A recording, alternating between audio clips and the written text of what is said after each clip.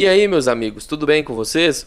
Nós acompanhamos ontem juntos aqui a retomada dos trabalhos do STF sobre a prisão em segunda instância. Antes de seguir para o vídeo, eu já te lembro que, segundo a decisão do Dias Toffoli, a sessão vai ser retomada hoje às 14 horas e nós pretendemos estar aqui mais uma vez acompanhando essa transmissão. E eu te convido para vir assistir aqui com a gente. Por quê? Porque é mais divertido. Você acompanha junto com seus amigos, junto com companheiros que têm opiniões convergentes com a nossa. E também eu vou comentando algumas coisas ali, pontuando alguns detalhes que podem ser interessante para você. Se você gosta desse tipo de ambiente, é aqui mesmo o lugar que você tem que ficar. E se você vai estar trabalhando, não vai poder acompanhar ao vivo, vem à noite que a live vai estar disponível no canal. Você assiste na hora em que você preferir e além de se informar, você vai se entreter com os nossos comentários. Então aqui nós fazemos oposição a essa onda de tirania, de ignorância que tomou conta do país e chegou à presidência, e também fazemos uma defesa veemente da Constituição. Por isso não perde tempo, já se inscreve logo aqui no canal, deixa o seu like, comente alguma coisa para ajudar o vídeo a alcançar mais pessoas. Em segundo lugar, muita gente ainda está perguntando qual foi o resultado da audiência de ontem. Portanto, é preciso dizer, o resultado de ontem foi 3-1 contra a Constituição, contra o texto constitucional.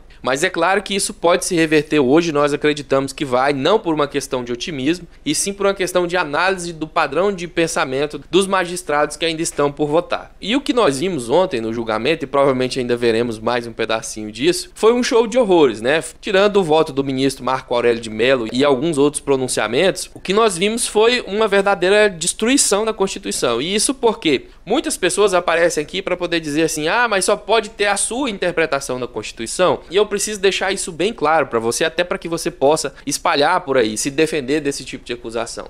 Quando se fala em direito, já vem à mente aqueles textos complexos com palavras rebuscadas e que realmente aceitam alguma interpretação divergente ali. Mas veja só, o que está sendo decidido agora é o artigo 5º, inciso 57 da Constituição. Na verdade, está se julgando uma parte do Código de Processo Penal que diz referência a esse artigo. E por isso é importante o que diz esse artigo da Constituição. E nesse caso em especial, nós estamos nos referindo a uma frase que eu vou ler para você e botar o print aí na tela para que você veja. É uma das poucas exceções que a Constituição tem com textos bem objetivos, que diz o seguinte, artigo 5º, inciso 57. Ninguém será considerado culpado até trânsito em julgado de sentença penal condenatória. Me diga de quantas formas diferentes você pode interpretar isso. Não tem. Ninguém é ninguém. Será considerado culpado. Será considerado culpado e é até trânsito em julgado. Aqui talvez deixe aqui uma margenzinha para quem não entende de direito perguntar o que significa isso. Mas no direito, trânsito em julgado significa que não haverá mais recurso. Então ninguém será considerado culpado até que não tenha mais recurso de sua sentença. É simples, não há o que interpretar. Mas por que se dá essas divergências então? Por que existem pessoas, ministros do Supremo, que vão lá fazer uma defesa contrária à única interpretação possível de uma frase tão simples? Vamos entender o seguinte, antes de qualquer coisa, os ministros do STF eram advogados, e dos tipos de advogados que defendem esses grandes casos na própria corte do STF. Então, um pré-requisito para que esses senhores cheguem até o Supremo Tribunal é um treinamento muito duro na arte de subverter as coisas, de enxergar uma situação por ângulos diferentes, distorcer fatos e contar uma história diferente daquela da realidade, uma história que interessa a ele e seu cliente.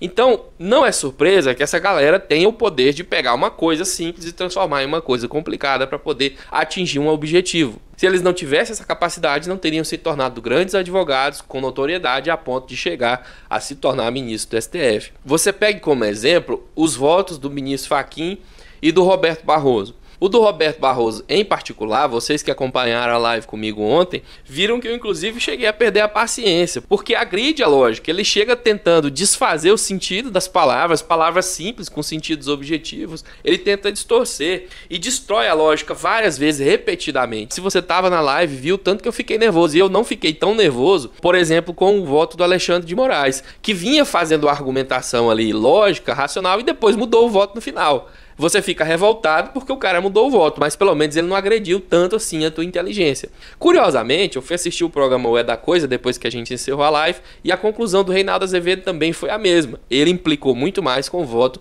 do Roberto Barroso. E sim, não é por acaso. Essas conclusões convergentes aqui no nosso programa e lá no É da Coisa são porque a realidade é simples de ser observada. Falando aqui só de coisas que eu lembro, que anotei aqui no papel rapidinho antes de gravar o vídeo, tem um momento lá onde ele fornece dados que eu não vou questionar os dados, porque não é preciso, e você vai entender já por quê, que ele fornece os dados e fala assim, olha, nós não podemos tirar conclusões precipitadas. E em seguida, imediatamente que ele fala que nós não podemos tirar conclusões precipitadas, ele já dá uma conclusão que favorece a ele. A mudança na jurisprudência da prisão em segunda instância diminuiu o encarceramento. Ele acaba de falar, olha, eu não vou tirar nenhuma conclusão irresponsável precipitada sobre esses dados, mas já tira a conclusão. E ele fica nisso, assim, tipo uns 20 minutos, dando os dados e repetindo que não vai tirar nenhuma conclusão e dá a conclusão. Então isso só cola para quem não tem treinamento mínimo em lógica. E é óbvio que nenhum dos pares dele cai nessa conversa fiada. Outro momento caricato na fala dele, e isso aqui você também, sem muita introdução em direito, vai perceber, quando você pensa em justiça, você já vem a imagem daquela estátua. É uma estátua de Têmis, um deus grego, que tem uma venda,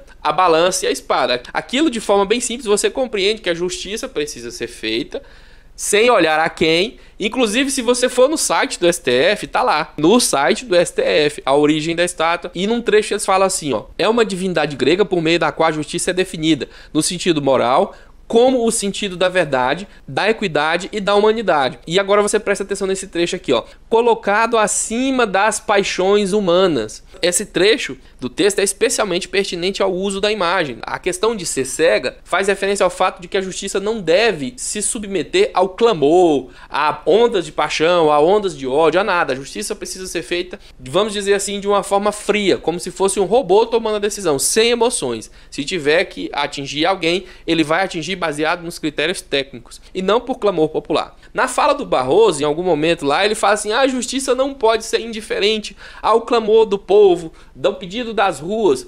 Isso é ridículo, isso vai contra o princípio do direito. E outra coisa muito perigosa quando se fala isso é o seguinte, o Bolsonaro também gosta muito de falar isso. Ah, o povo, quem manda é o povo.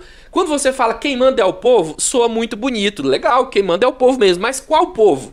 Porque é muito fácil você falar quem manda é o povo. Como você vai fazer para pegar a opinião desse povo? Porque, inclusive, eu já disse aqui no canal outras vezes, o Brasil não é um povo só. Você tem os gays, lésbicas, índios, negros, várias culturas, funkeiros, moradores do interior, fazendeiros, metalúrgicos, são muitos grupos de pessoas diferentes com pensamentos completamente antagônicos. Então você está falando de qual povo? Porque quando você fala, por exemplo, nessa questão da prisão em segunda instância, você não está falando de todo o povo brasileiro, você está falando de um grupo. Um grupo que já foi bem maior quando o Brasil estava influenciado pelo encanto do Moro e da Lava Jato, mas que agora é um grupelho bem pequenininho, bem menos de 30% da população brasileira. Então, de qual povo a gente está se referindo? Qual é o clamor que ele vai atender, desses 30% ou do outro grupo bem maior?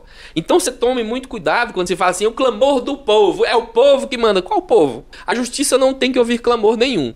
E quando eles falam tem que ouvir clamor do povo, ainda é pior, porque você tem que ver qual é o povo. E mesmo que você pegue o povo como um todo, se amanhã o povo mudar de opinião, a justiça vai ficar mudando. Isso vai contra, inclusive, uma das questões mais importantes para a economia, já que eles gostam tanto de economia assim, que é a segurança jurídica. Para você que não sabe, segurança jurídica é um termo que faz referência à justiça ter um tipo de pensamento só para a longa data. Você não pode hoje abrir uma empresa no Brasil e ter uma norma para você trabalhar. Na semana que vem a norma muda, na outra semana a norma muda de novo. E sem segurança, as pessoas não colocam seu dinheiro em países que não oferecem segurança. Quando você vai brincar de alguma coisa, vamos dizer assim, você tem que saber a regra do jogo. E a regra não pode mudar depois que você entrou na brincadeira. Os países desenvolvidos, capitalistas inclusive, como eles querem, não brincam com esse tipo de coisa. A justiça tem um pensamento há 200, 300, 500 anos. E a pessoa sabe que pode confiar naquela segurança jurídica. É claro que há mudanças, mas elas não podem ser em razão de clamores populares. Não é assim que a justiça funciona. E ele fala, inclusive, de clamor de redes sociais. E na live eu fiz até uma brincadeira, que agora eu vou poder colocar ela melhor, né? O Barroso quer que a justiça pare de seguir a Constituição para seguir clamores populares de redes sociais. Então eu faço aqui uma proposta para que a gente altere o símbolo da justiça. Vamos tirar a imagem de Têmis com os olhos vendados e colocar a imagem do Barroso com o celular, nas redes sociais, de olho ali, ou então com a venda levantada assim, ó. Porque agora a justiça tem que ficar todo dia no WhatsApp e no Facebook vendo qual é o clamor do povo. E como eu já disse, o povo do WhatsApp, que nem é o povo brasileiro como um todo. Se você for pegar povo do Facebook é um, povo do WhatsApp é outro, povo do YouTube é outro, bem diferente. Então qual é o povo que o Barroso vai ouvir? Isso não tem como dar certo. E se você for pegar o discurso, ele ficou 1 hora falando e cada palavra, cada sentença, cada ideia que ele apresenta agride fortemente a sua inteligência. audiência. Então eu recomendo inclusive que você nem ouça aquilo porque é desperdiçado. Eu convido você a se juntar a nós a partir das 14 horas. Nós vamos tentar retransmitir essa live. Vem aqui nas 2 horas, vamos estar lá, vamos fazer esses comentários, vamos retransmitir os vídeos para você. Muito obrigado pela sua audiência. Não se esqueça de se inscrever no canal, conferir o seu sininho, porque o YouTube desativou o sininho de muitas pessoas. Comente aí embaixo o que você acha do julgamento, qual a sua perspectiva para o resultado desse julgamento. A gente se vê mais tarde. Um abraço, até mais. Tchau, tchau.